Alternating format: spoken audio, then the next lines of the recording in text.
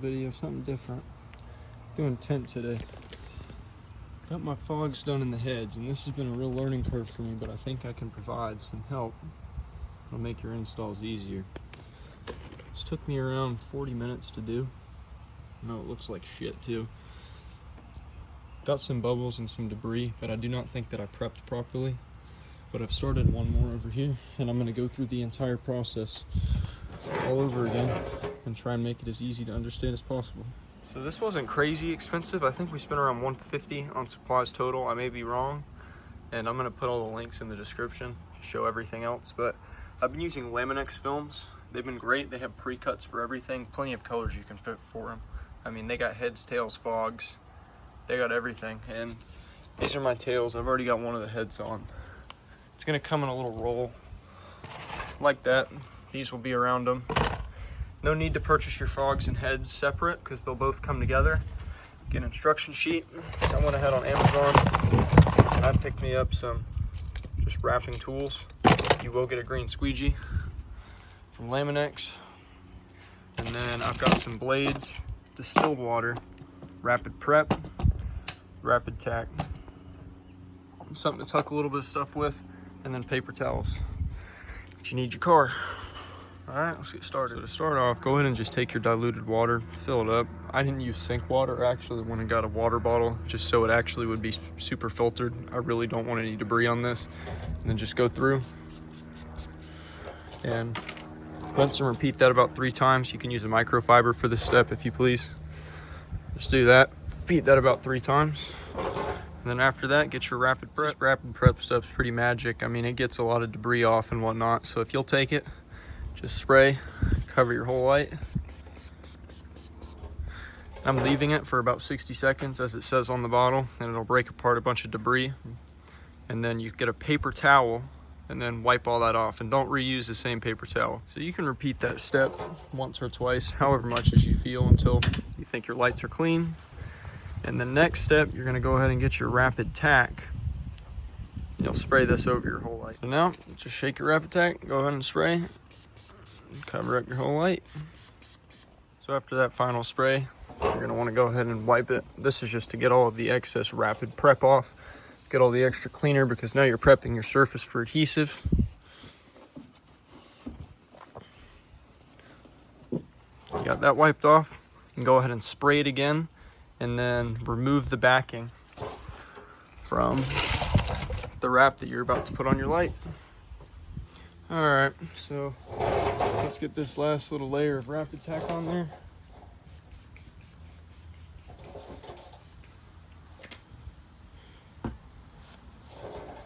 And then I'm gonna do a wipe, and then I'm gonna spray once more.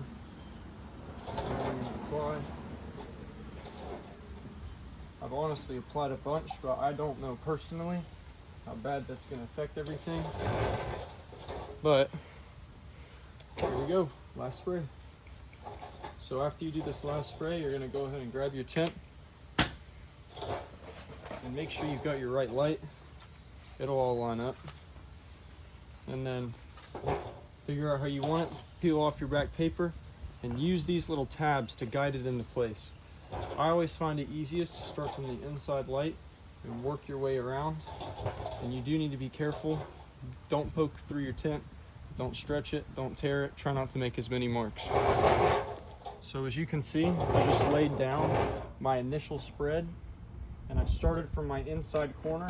I don't really like how it looks though, but this stuff is very forgiving, if you will. You can pull this stuff off and reapply it just about as much as you need to set it into place. And I can already tell this light's gonna look way better than the other one. Your prepping is so important. I mean, it's like painting. You need to make sure that your surface is prepped properly, or else your stuff's not gonna stick. Right, so give me a minute. I'm gonna start to lay this out a little bit flatter, and then if I run into any issues, I'll try and provide some tips.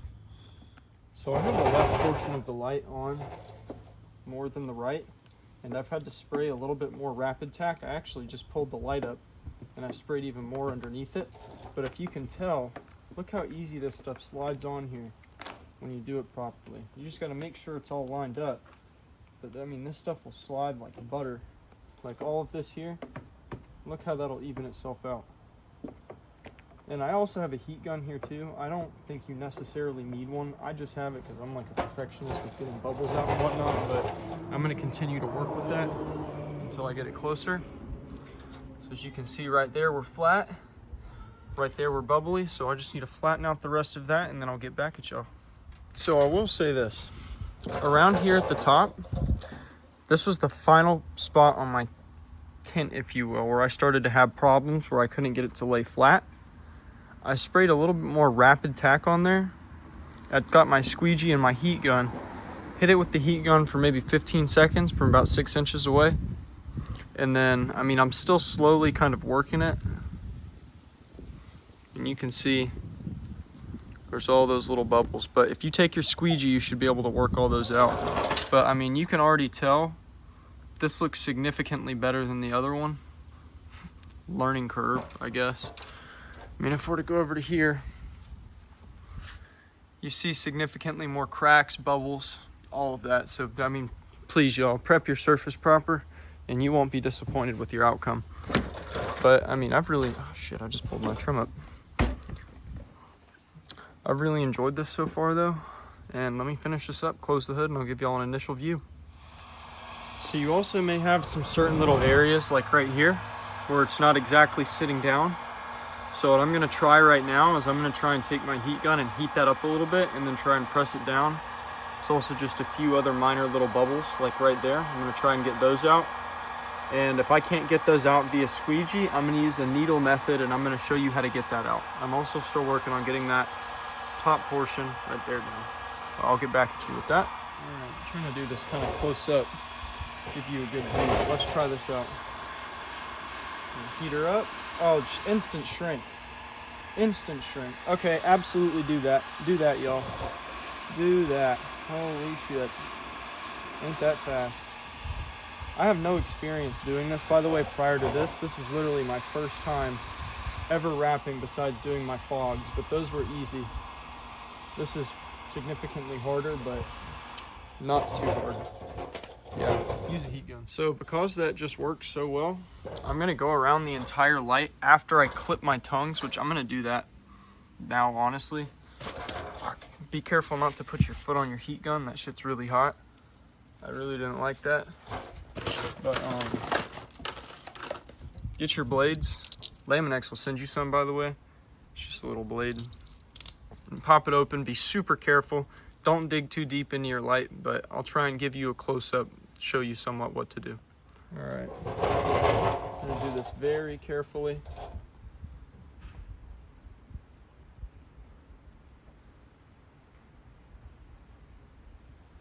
Don't dig too deep into your light. I mean, don't dig into it at all, honestly. Just go straight through the layer of film, very lightly. Take your time.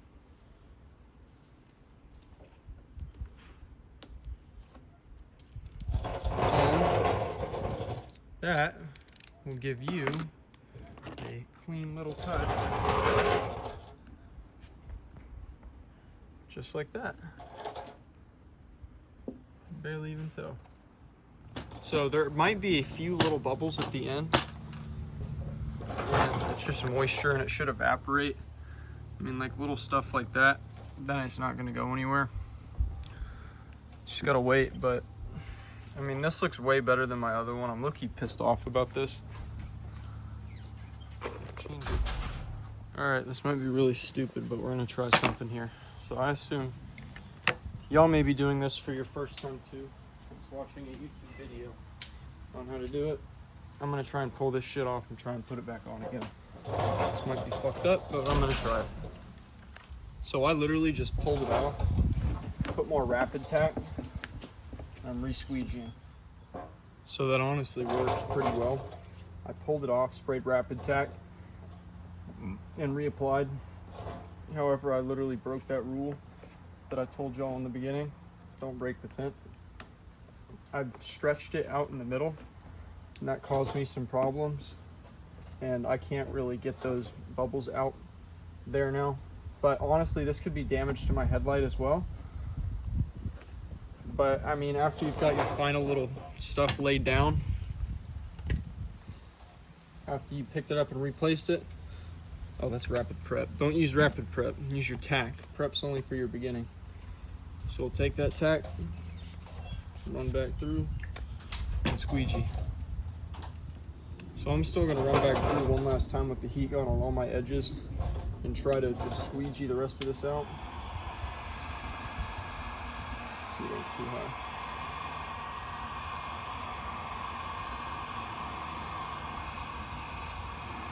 I mean, it works like magic every time.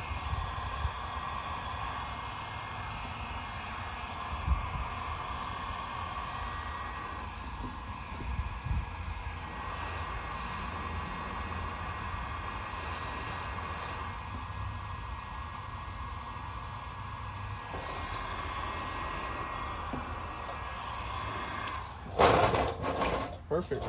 So outcome's honestly a lot better. And make sure you don't clip out too much of your tongue. I really messed up on one of those. Let me get my camera down. Sorry about that. I clipped off way too much of a tongue up there, and I actually ended up having to take part of an extra piece of tint I had and laying it in a new spot to try and fix it. But let's close the hood and see how she looks.